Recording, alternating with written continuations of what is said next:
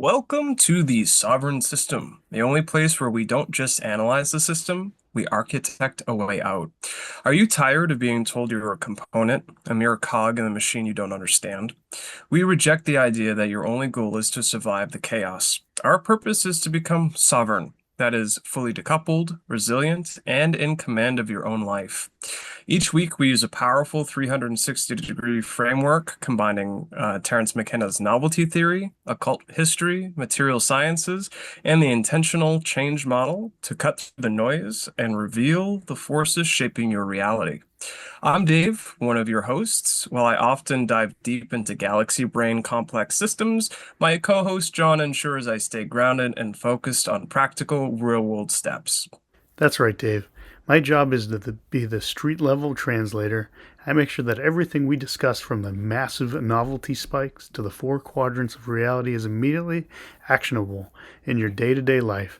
We're here to build the bridge between the grand geopolitical chess game and the health of your mind, body, and bank account. Not only bank account, but also your soul. But let's dive in. This is the sovereign system. On this episode, we're going deeper than we've ever gone. We're using Michael Pollan's How to Change Your Mind to explore the science and the mystery of consciousness itself, and why the biggest prison you'll ever escape isn't out there in the system, it's between your ears.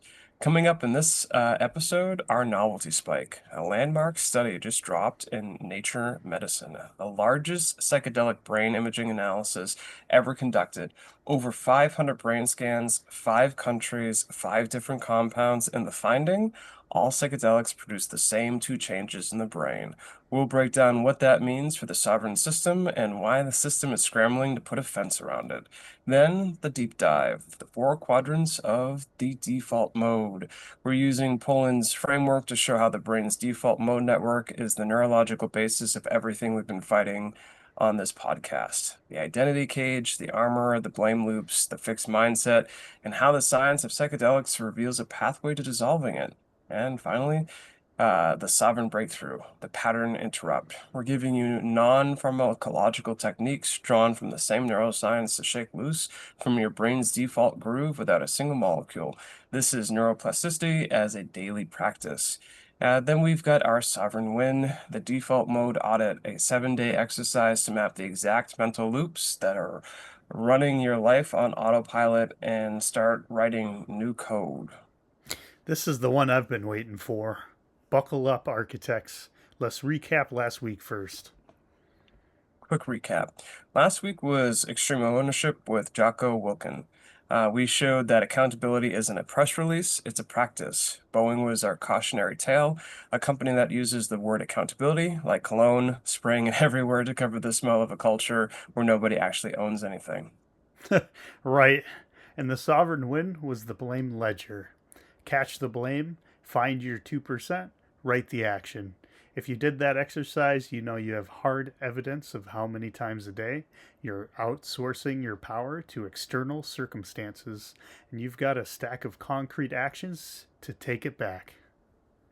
We also introduced the ownership transfer, combining Brene Brown's Rumble language with Jocko's Find Your 2% into a unified sovereign communication tool. Vulnerability plus ownership, that stack is now part of your permanent toolkit. And if you're keeping up with the homework, you've now done the armor audit and the blame ledger. You know your shields, you know your loops. Today, we're going to explain why those loops exist at a neurological level and what it actually takes to break them. Let's go. All right, architects, this week's novelty spike might be the most significant scientific finding we've ever covered on the show. On April 6th, Nature Medicine, one of the largest prestigious medical journals in the world, published the results of the largest psychedelic brain imaging study ever conducted, and the findings are a game changer. Okay, Nature Medicine? That's not some fringe blog. That's the big leagues. What did they find? An international team led by researchers at McGill University and UCSF created something called the Bold Psychedelic Consortium. They pooled raw brain imaging data from 11 independent data sets, labs across 5 countries, 3 continents. They analyzed over 500 brain scans from 267 people who had taken 5 different psychedelic compounds: psilocybin, LSD, mescaline, DMT, and ayahuasca.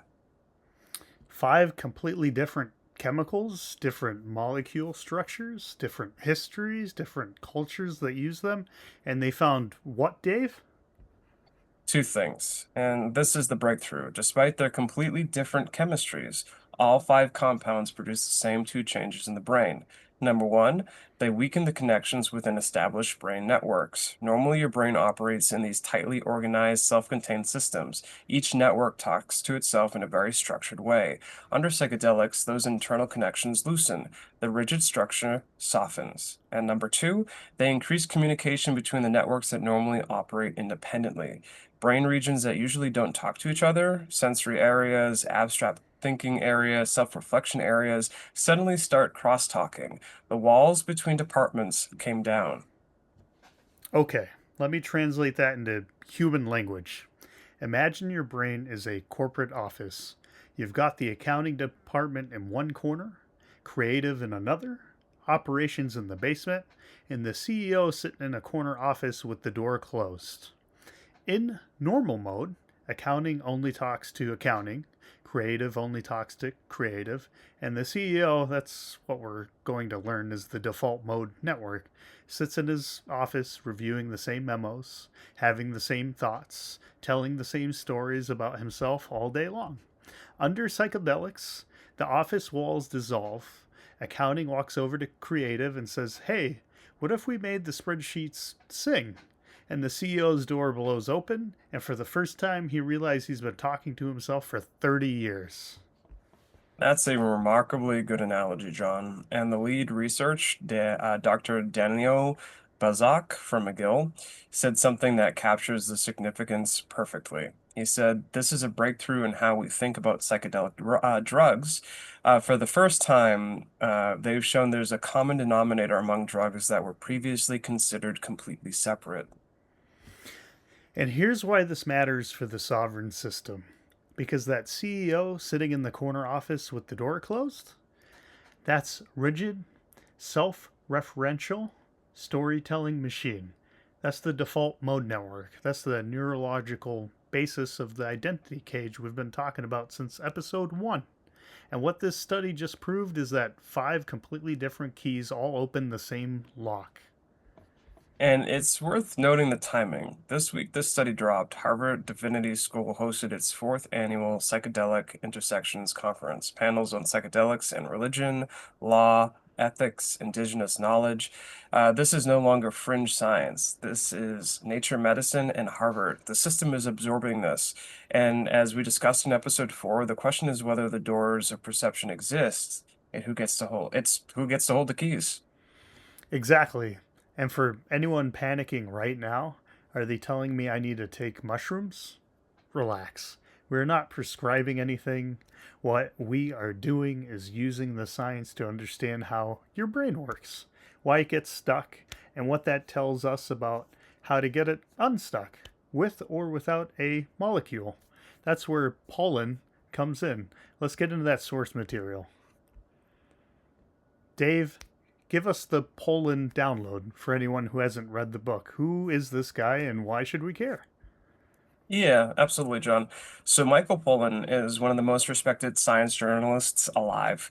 He's a professor at Harvard and UC Berkeley. He's best known for his work on food and agriculture, the omnivore's dilemma, and defense of food. So when this guy, a mainstream Pulitzer finalist journalist, publishes a book saying the science of psychedelics is real, it's transformative, and we need to pay attention, the establishment takes notice. The book is part science, part history, part memoir. Poland traces the history of psychedelic research from its promising beginnings in the 1950s and 60s through the backlash and criminalization to the modern Renaissance. And then he does something most science writers wouldn't dare. He tries the compounds himself and reports on the experience with radical honesty. Which is very on brand for our show. The guy had the vulnerability to say, I'm a 60-year-old establishment journalist, and I'm going to eat this psilocybin mushrooms and tell you exactly what happened. That takes guts. That's a rumble with your own identity. And the central scientific concept in the book, the one that ties everything together, is the default mode network, or the DMN. This is the key to the whole episode, so let me explain it clearly. The default mode network is a set of interconnected brain regions that are most active when you're not focused on the outside world. It's what fires when you're daydreaming, ruminating, thinking about yourself, worrying about the future, replaying the past. Neuroscientists sometimes call it the brain's me network. Here's the critical part. The DMN is responsible for your sense of self, or your ego, your identity narrative, the story you tell yourself about who you are. It's the voice in your head that says, I'm the kind of person who, and fills in the blank. It's what makes you feel like a continuous, coherent you over time. So, the default mode network is basically the narrator of my life. The voice that's always on, always telling me who I am, what I can't do, what happened to me, and why everything is the way it is. Precisely. And Poland's central insight, drawn from researchers like Robin Carhart Harris at Imperial College of London, is that the DMN can become too dormant, too rigid. When the default mode network gets locked into repetitive patterns, you get what Carhart Harris calls an overconstrained brain. And that overconstrained manifests as depression, addiction, obsessive thinking, rigid personality patterns, and the inability to see things from new perspectives. Dave, stop. Read that list again: depression, addiction, obsessive thinking, rigid personality, inability to see new perspectives. That's not just a clinical checklist. That's the description of someone stuck in the identity cage. That's the fixed mindset from Dweck. That's the armor from Brown. That's the blame loop from Jocko. It's all that same thing, just viewed through a neuroscience microscope. Exactly. And what Pollan reports is that psychedelics, and this is exactly what the new Nature Medicine study just confirmed, temporarily quiets the default mode network. They turn down the volume on the narrator, and when the narrator goes quiet, the rest of the brain starts communicating in ways it hasn't since you were a child. New connections form, old patterns break, and people report experiences of ego dissolution, the temporary loss of sense of self, which paradoxically leads to lasting positive changes in personality, openness, and well-being. Ego dissolution. Let me make that less scary. It's not that you disappear, it's that the story about you pauses. The narrator takes a bathroom break, and for a few hours you experience reality without the constant commentary of this is who I am, this is what I like, this is what I'm afraid of. And when the narrator comes back, you realize, oh, that voice isn't me. That voice is just a program. And programs can be updated. That's the whole game. That's what Poland is saying. The cage isn't locked. You just forgot that the door was always open because the narrator keeps telling you it was closed. Yeah, perfect setup for the deep dive. Let's take this across all four quadrants. We'll start with quadrant one, the inner world, and I'll hand it back over to you, John. All right. Picture the inside of your brain. You wake up in the morning. Before your feet hit the floor, the narrator is already on. Ugh, it's another Monday. I didn't sleep enough. That email from yesterday is going to be a problem. I should really start working out again. Why did I say that thing at dinner last week? That's the default mode network. It's the world's most productive employee. It never takes a day off, never sleeps, never stops generating content, except the content is almost always the same. Replays of the past and anxieties about the future and a running monologue about who you are and what your limitations are. Poland describes it beautifully. And he compares the DMN to a deep groove in a snowy hill. When you were young, your mental sled could go anywhere. Every run was a fresh path. But over time, as you sled down that small hill over and over, the grooves get deeper and eventually the sled can't go anywhere except the same well worn tracks. The hill hasn't changed, the snow is still there, but you're locked into that groove. That groove is your identity, your habits, your fears, your personality. And Poland says, what if we could fill in the grooves and let the sled find new paths? Yeah, Poland draws from the entropic brain hypothesis developed by Robin Carhart Harris. The idea is that the brain exists on a spectrum between order and disorder. Too much order, the DMN, is hyperactive. The grooves are too deep, and you get depression, rigidity, addiction, obsession. Too much disorder, no DMN constraint at all, and you get psychosis. The therapeutic sweet spot is a controlled temporary increase in entropy in disorder. And that's what psychedelics appear to do. They add a measured dose of chaos to an overly ordered system, allowing the brain to find new configurations. The new Nature Medicine study confirms this. The loosening of within network connections is order decreasing, and the increase in between network communication is the new pathways forming. So here's why this matters to you right now, listening in your car or on your walk. Every single mental loop you're stuck in, I'm not good enough, I'll never figure this out, I'm just not a morning person, that's not true. That's a groove, a well worn neural pathway that your default mode network carved through decades of repetition. And grooves can be filled, paths can be changed. The hill is still there, covered in fresh snow. You've just forgotten how to steer. Hmm. Absolutely. So let's go ahead. We're going to jump into quadrant two, the physical world. Now let's look at the observable, measurable effects. Poland documents the clinical research extensively. In studies at Johns Hopkins, NYU, the Imperial College of London, psilocybin-assisted therapy showed remarkable results. Cancer patients with existential anxiety, significant and lasting reductions in depression and death anxiety after a single session. Smokers who had failed every other cessation method, an 80% abstinence rate at 6 months, far exceeding any pharmacological intervention to date. Patients with treatment-resistant depression, measurable improvement that lasted months after just 2 sessions. And here's the key finding that connects to our framework. The degree of mystical experience, specifically the degree of ego dissolution, was the single best predictor of therapeutic outcome. The more completely the default mode network quieted, the more lasting the benefit. Wait, let me make sure I heard that right. The patients who had the deepest experience of losing their sense of self, the most terrifying sounding part, got the best results. The people who went furthest into the scary unknown came back the most healed. That's exactly what the data shows. Dave, that is everything we've been saying on this podcast since episode 1. The hero's descent, the vulnerability from Brown, the ownership from Jocko.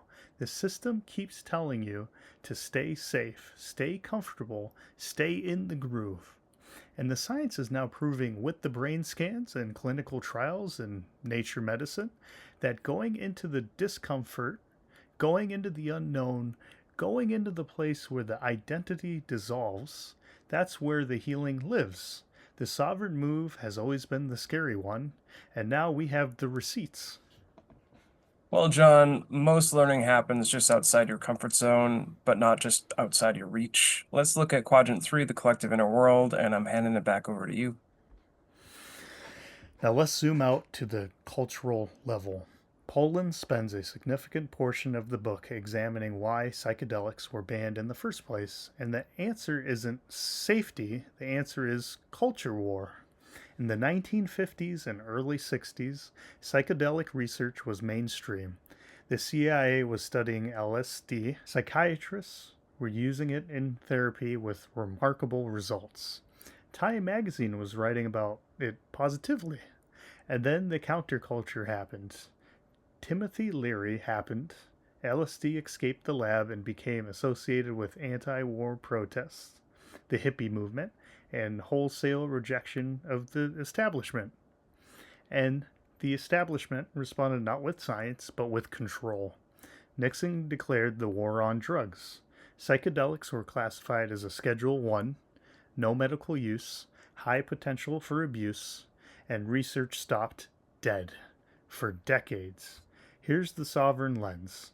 The system didn't ban psychedelics because they were dangerous. The system banned them because they were disruptive. They disrupted the cultural egregore. When people's default mode networks got shaken loose, they started questioning authority, questioning war, questioning consumer culture.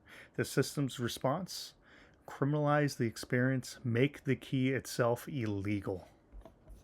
Yeah, Pollan makes this point carefully but clearly. He notes that the original research was scientifically rigorous and promising. It was politics, not science, that shut it down. And now, 50 years later, the science is coming back. But as Pollan observes, and as we discussed in episode 4, the system is attempting to reabsorb it on its own terms. The Harvard conference this week is a perfect example. Panels on psychedelics and religion, psychedelics and war, psychedelics and ethics. The institutions are building the regulatory framework. The question for our architects is, will that framework empower individuals, or will it create another toll booth at the gate of consciousness? Who gets to decide when and how you access your own mind? And that's why we're doing this episode the way we're doing it. We're not saying go take mushrooms. We're saying understand how your brain works. Understand the default mode network is a program, not a person. Understand that the grooves can be filled.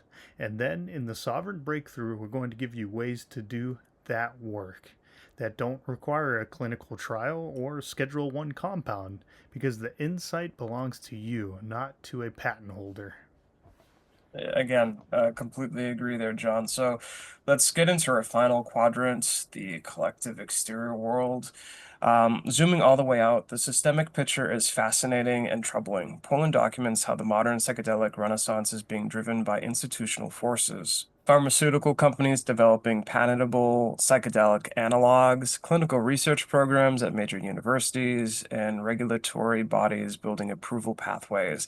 There are now over 400 clinical trials registered on the clinicaltrials.gov involving psychedelic therapy. Companies are filing patents at an accelerating rate. We saw reports this week of nearly 1,500 US patents related to psychedelics and neuroplastogens, and psilocybin uses itself has exploded.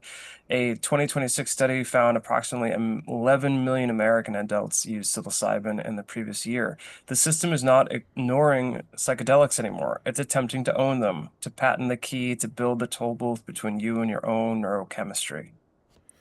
And here's where I channel my inner episode 4. Remember when we talked about the system trying to build a toll booth at the gate of your own consciousness? This is that on a massive scale. The ancient cultures that used these compounds for thousands of years didn't need a phase 3 clinical trial. They didn't need a patent. They had ceremony, community, and intention. Now, I'm not anti-science. Dave will tell you I love the science. The nature medicine study is incredible, but there's a difference between the science illuminating how consciousness works and the system using the science to control who gets access. The sovereign position is your consciousness belongs to you. Full stop. The insights that come from understanding your default mode network, those are yours. Nobody gets to patent your self-awareness.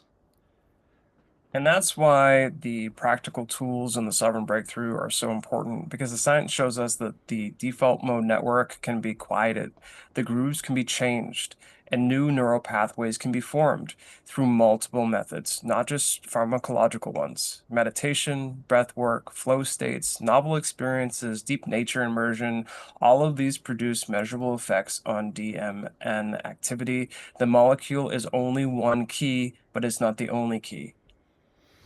And the key that nobody can take from you, the one that's always in your pocket, that's awareness itself. The moment you become aware that the narrator is just a program, that's the moment you step outside the groove. That's the sovereign move.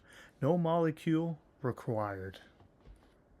All right, architects, the sovereign breakthrough this week is pattern interrupt, a set of non-pharmacological techniques drawn from the same neuroscience that underlines the psychedelic research. These are practices that reduce default mode network dominance and increases neural flexibility. In other words, how to fill in the grooves without any chemicals, just your brain, your attention, and a willingness to feel weird for a few minutes. Technique 1, Focused Attention Meditation. Research from labs, including Judson Brewer's at Brown University, shows that even brief mindfulness meditation measurably reduces DMN activity, specifically the posterior cingulate cortex, the hub of the default mode network, shows decreased activation during meditation. You're literally turning down the volume on the narrator. Start with 5 minutes a day, sit quietly, focus on your breath, and when the narrator starts up, this is boring, I should check my phone, what's for dinner, just notice it and return to the breath. That's noticing is the interrupt. I want to stress the noticing part. You're not trying to stop thinking. That's like trying to stop breathing. You're just catching the narrator in the act. Oh, look, there's the story again. There's the loop. I see you. That's it. That's the whole move. And the more you do it, the more you realize I'm not the narrator. I'm the one who can hear the narrator. Big difference, massive difference. Yeah. Technique 2, Awe and Novel Experience. Research published by Dacer Kenter at UC Berkeley shows that experiences of awe, standing before a vast landscape, watching a thunderstorm, encountering overwhelming beauty or scale, produce a measurable reduction in DMN activity and a corresponding reduction in self-referential thinking. The ego gets small when the world gets big. Practical application. Once this week, deliberately put yourself in a situation that produces awe. Go somewhere you've never been. Watch the sunrise from a new location. Visit a cathedral, a canyon, or an aquarium. Break the routine. The novelty itself acts as a pattern interrupt for the default mode network. This is why travel changes people. This is why you come back from a trip feeling like a different person. It's not just relaxation. Your DMN got scrambled by novelty, the grooves got disrupted by unfamiliarity, and for a little while, you could think fresh thoughts because the narrator didn't have a script for standing on a cliff in Portugal. You don't need a plane ticket. You need a unfamiliar Tuesday. Drive a different route. Eat at a restaurant where you can't read the menu.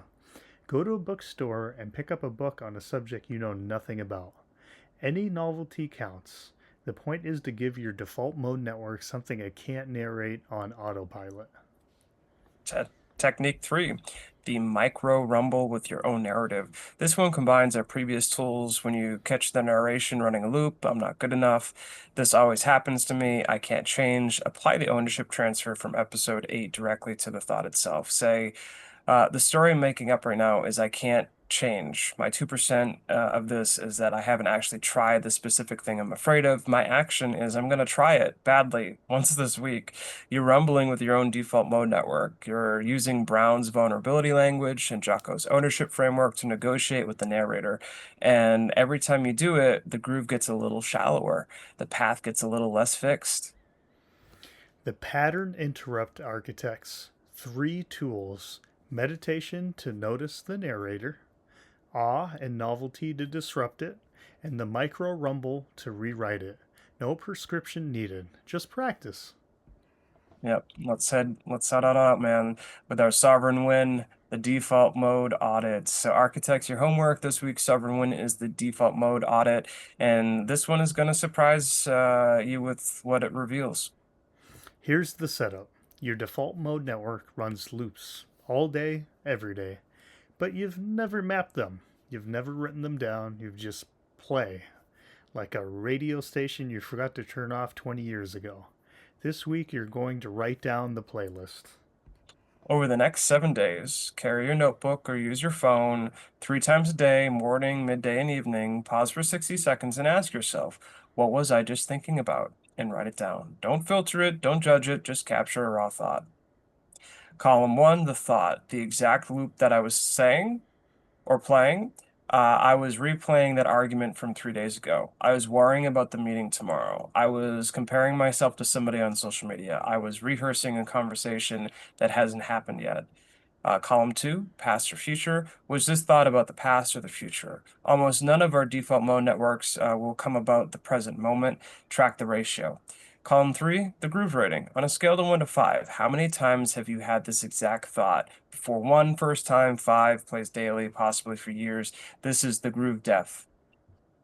Here's my prediction. I'll wager you the final batch of the artisanal pickles on this. By day 7, you're going to discover that 80% of your default mode thoughts are repeats.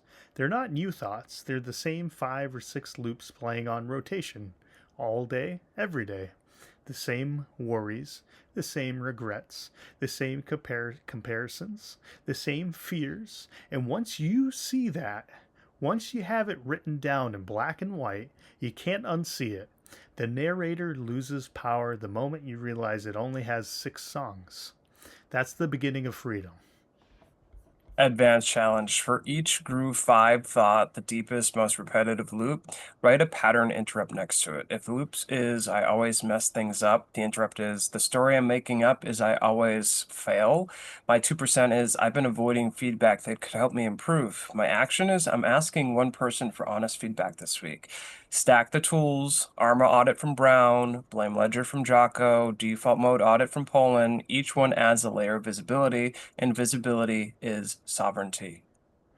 Share your top loops with the Sovereign System community. You'll be amazed how many other people are running the exact same grooves.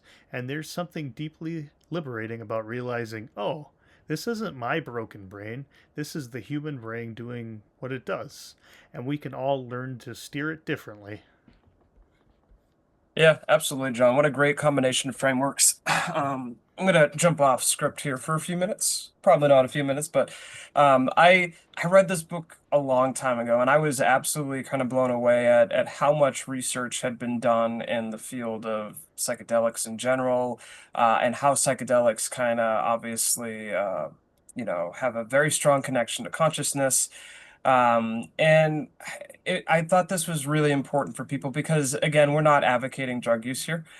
We are definitely not doing that on the show. But we can look at what we're learning from these cognitive enhancers in these rigid, protocols and stuff like that, and emulate that through various other techniques. And I always like bringing up stories of sovereign wins that I've personally had, and this one's interesting because it kind of combines last week as well as this week's episodes where something had happened at work. I'm not going to get into it, but there was a miscommunication. A capability was going unused after a lot of stuff had happened, and um, you know um, I went into, I had to set up this meeting and my default mode network was like, oh my God, they're going to scream at me or whatever, worst possible outcome. And I really didn't know what to expect. And of course I know my DMN is always, you know, always kind of firing and stuff like that. And so I learned to audit it, right, as I'm advocating here. But I also decided, I looked at what my 2% was, and I went into that meeting. And the first thing I said out of my mouth was like, hey, look, I understand that this was a failure. I take full responsibility. I should have done X, Y, and Z. I should have followed up. And, it didn't happen. And it turned out that they weren't looking for blame. They were looking, to understand what had happened. And so I went in there expecting the worst. I used some frameworks that we've been talking about to change the outcome for the better. And, in the end, it wasn't nearly as bad. My default network was making up stories like it always does, right? Trying to protect us from dangers that, you know, simply aren't there. But on that note, I'm going to head back to you, John. You can either take us out or bring something up that you feel like you want to. So, from last week's episode, we talked about kind of, you know, kind of listening to yourself and finding something that, and this episode's kind of doing that as well, is kind of you know hearing your kind of inner voice and going, okay, Let me pause for a second. So at work, I've been constantly doing that these past couple of weeks. I stop myself before saying something to either a customer or an employee that works with me. And I catch myself and I realize, you know what? If I went about it this way, I wasn't going to solve what I needed to solve. And I was able to kind of backtrack and actually create a better, almost, I would call it like an open communication between me and the employee or me and the customer, right?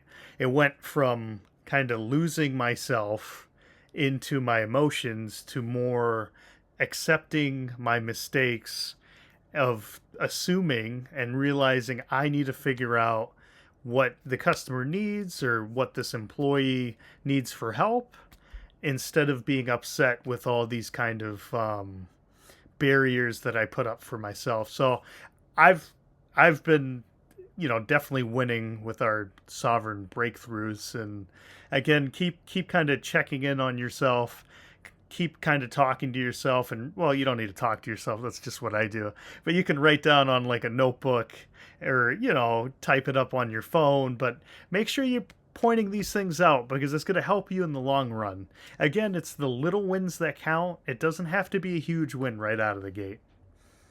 And until then, architects, notice the narrator, interrupt the groove, and remember, you are not the voice in your head. You are the awareness that hears it. That awareness, that's the real you. That's the sovereign self. Fill the grooves, find new paths. We'll see you next week.